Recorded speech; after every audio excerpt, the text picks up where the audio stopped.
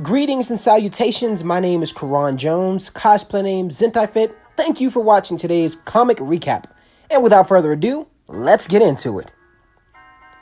This issue starts off in Spain, where a normal civilian is walking about in the town and then suddenly transforms into a monster ready to terrorize the town. Flashing over to Angel Grove, Kim and her dad are having breakfast at a cafe. Her dad is breaking the news to her about his plan to propose to his new girlfriend. Kim is semi-excited about her dad and this news. Then they spot Tommy in that same cafe, and her dad invites him over to chat. Now, in this moment, it seems as if Kim was sort of avoiding Tommy at the time for whatever reason. And then both of their communicators go off, and Kim's dad finds it cute that they have matching watch ringtones. I thought it was hilarious and adorable as well. Going on, we see Billy and his mother as he's about to take off for a jog with Trini, and his mom tells him to stay in contact and be safe. She's still freaked out after Billy and Tommy were missing for days, quote unquote, underground. So you can imagine for a parent, you would be super protective at this point, especially in Angel Grove. Trini and Billy are now on their jog, and they both know that their parents are just concerned for them, especially with the recent Dragon Zord attack. As they are jogging, they too get a notification on their communicators, and then we see all of the team facing off against a new monster. There is another monster located in Toronto, and according to Alpha 5, witnesses there are saying that the same thing happened. The monster started human and then changed in front of everyone. Tommy, Kim, and Trini begin battling Croverload. Yes, that is the name of this monster. And Jason, Billy, and Zach are battling Goth Sloth.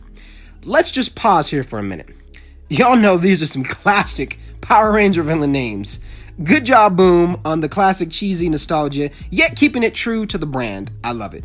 Just had to point that out because those are some classic Power Ranger villain names. If those are not Power Ranger villain names, I don't know what to tell you, but that was classic and beautiful. So going on, as Jason and the Rangers fight Gothsloth, they realize that they are moving in slow motion and find it hard to attack/dodge attacks coming in. It's constant battle with these two new monsters, and they honestly don't seem to be going down easy. Zach gets an idea on how to stop both monsters.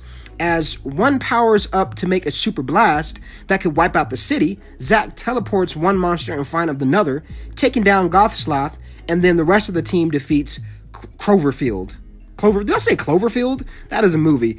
Croverload. There you go. That's the name of that monster. Two birds and one stone. I just felt that phrase was appropriate for this time. Two birds, one stone. Get it? Bird. Even though both of the monsters aren't birds, but whatever. I'm getting off tangent. Anyway, going forward, the Rangers are back at the command center where Finster is being held as prisoner.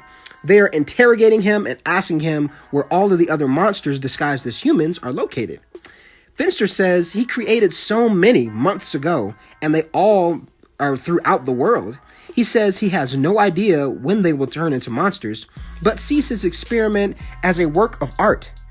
With this dialogue happening in this segment, I believe it is true to suspect we will see more new monsters down the road that Finster has created, and the battle will only get more challenging at this point. Going on, the Rangers ask, will Zordon return? And Saba says it will be soon, but could be days due to unexpected complications. Jason asks Billy if there's any way to track Finster's monsters before they turn. Billy says he and Alpha have been working on this, but can't track monsters while they are in human form.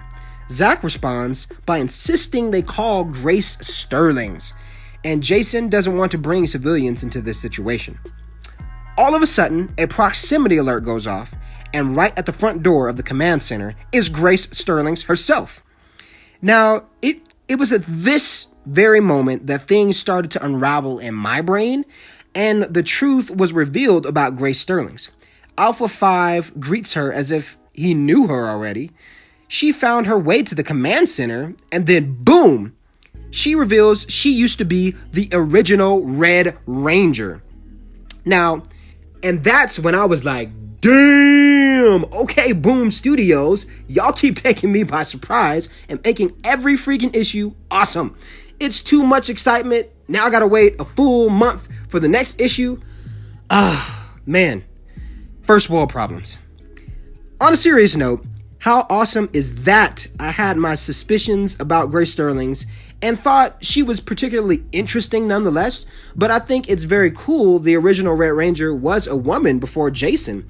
I'm sure the 1969 Man on the Moon story for issue 20, I believe, will dig more into that past team story, and we'll get even more backstory on Grace Sterling's and her days as a Ranger.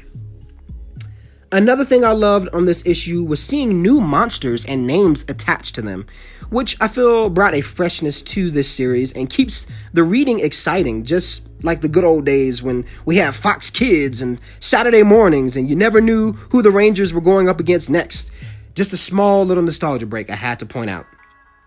What did you all think of this week's issue? Be sure to leave your thoughts in the comments.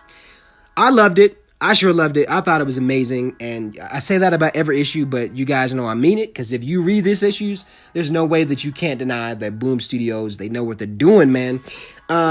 Thanks for tuning in. Please be sure to like and share this video. Also, if you haven't already, subscribe to my YouTube channel to get the latest on Boom Studios, Power Ranger comics, and more. Until next time, wham, bam, boom.